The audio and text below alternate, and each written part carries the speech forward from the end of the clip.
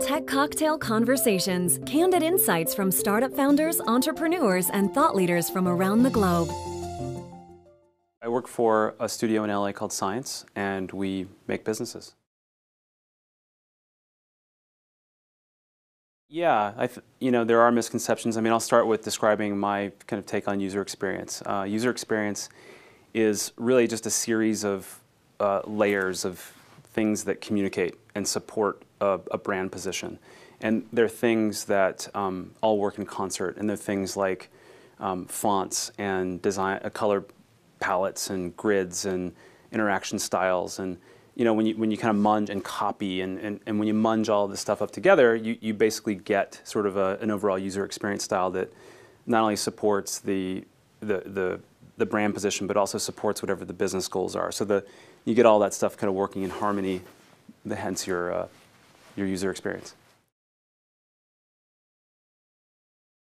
What I learned was that no matter how passionate you were about keeping all of those things that I just talked about coherent, it was very hard because it's, you end up basically, sort of working with a lot of teams to define all of that stuff, and then 80% of the design process becomes about making sure that everybody kind of adheres to all of that stuff. So it just becomes exponentially harder the bigger the teams, and obviously at places like AOL and MySpace where you have a bunch of people, it becomes tricky.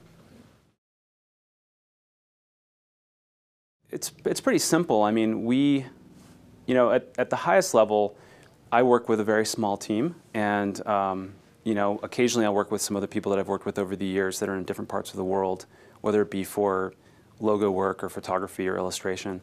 And we'll basically start off with a business at Science and get a clear understanding of what their business goals are, who their audience is, and all the sort of nuts and bolts of what they're trying to communicate, and then work closely with them to come up with the best expression for that. And we do it in a very intense, fast-paced kind of environment.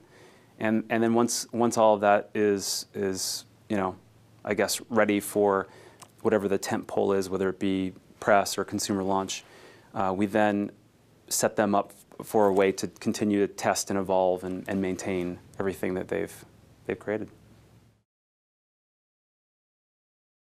I think they are. At the beginning of creating a company, it's a very critical stage. Everything that you define at that point, has to kind of carry on or at least evolve. And there's a cost to changing things later on, kind of a customer experience cost, because once you start to build an audience, that audience does not like change. So I think starting off with as much of the most kind of thought and comprehensive approach to solving it and getting it right, the higher the likelihood of sort of mitigating a bunch of changes down the road, thus making a lot of people unhappy. So yeah, I would say absolutely critical up front. Yeah, because I've been working so hard at Science, kind of have no idea what was going on here with the Downtown Project. I'd heard of things, but I hadn't had a real close look. So this week has been very eye-opening. I feel pretty inspired by what the Downtown Project means. I'm a little jealous because, I think at that stage of newness and inception and creation is just, again, going back to that opportunity to get it right.